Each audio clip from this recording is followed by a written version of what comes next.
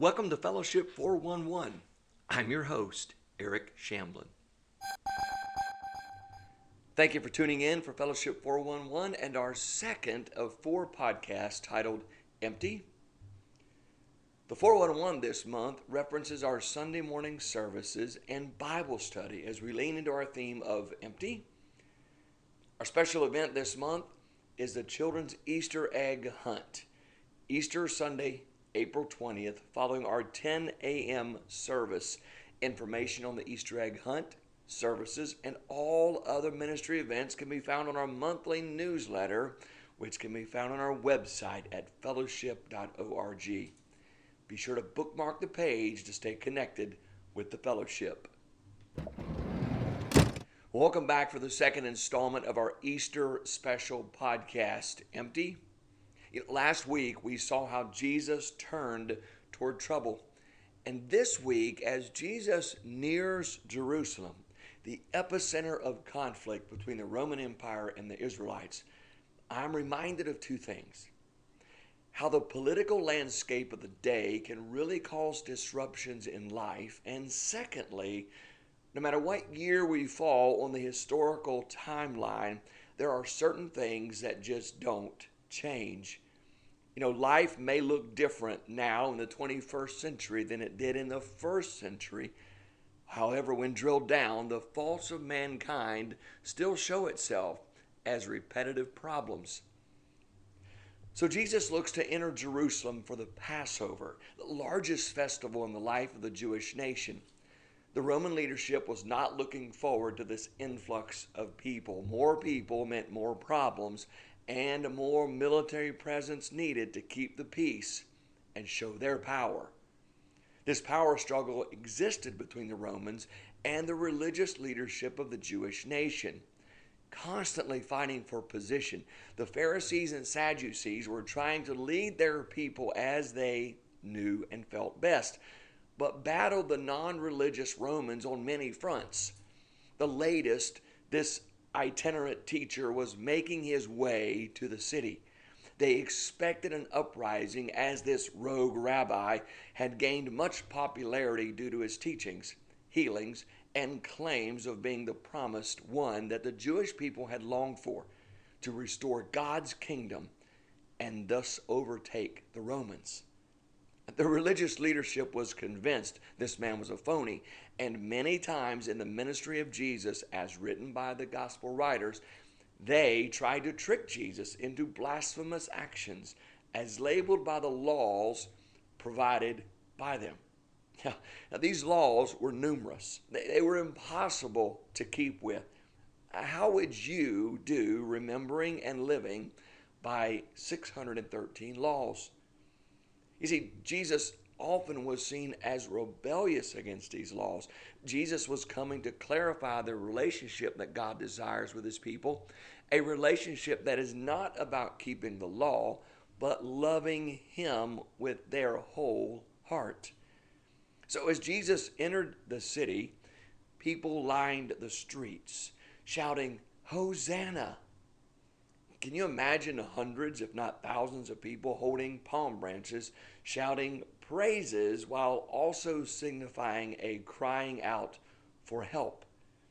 I imagine a Macy's Thanksgiving-like scene in the first century on the dusty streets of Jerusalem. And Jesus entered into this atmosphere on a donkey.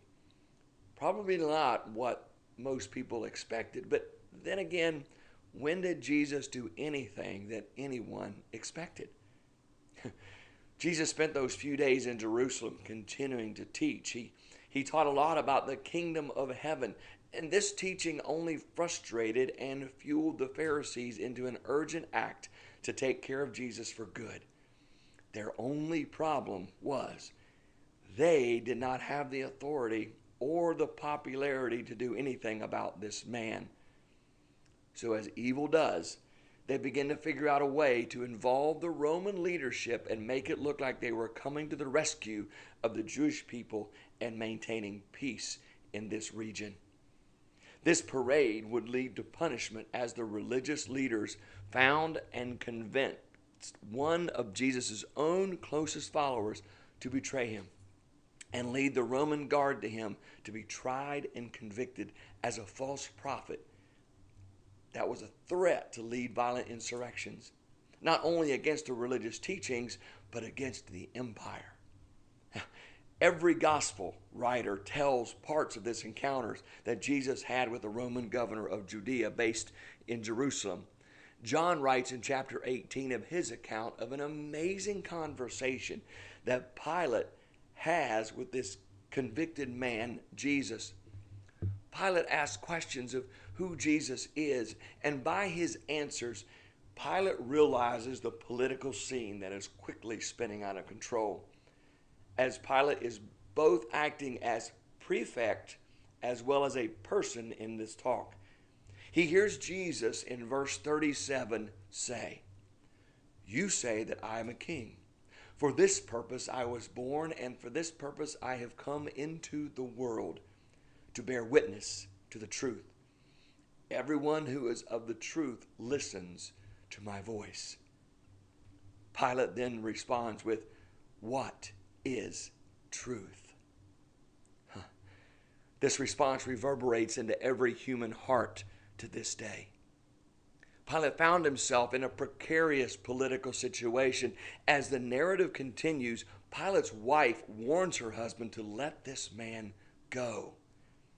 However, his authoritative position, along with the controversial landscape ignited and fueled by the Pharisees, convinced the people to free a convicted murderer over this teacher.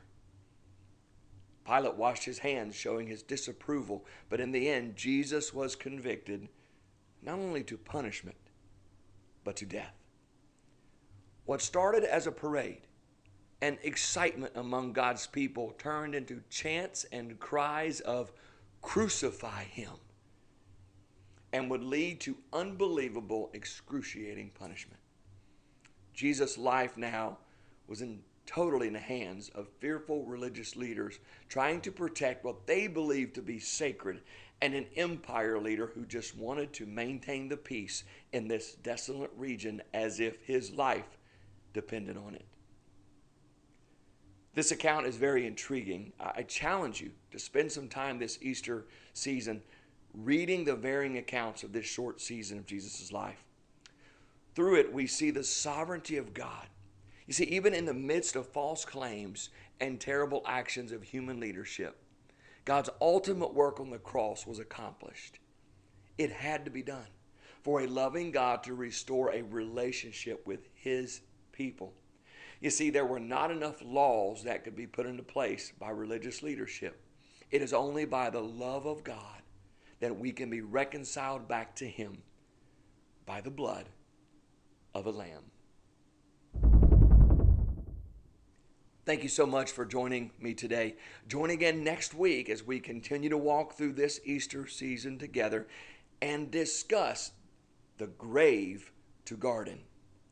Remember, we have a worship and Bible study this coming Sunday, 10 a.m., 1400 Old Trolley Road, Summerville, South Carolina. Have a blessed week.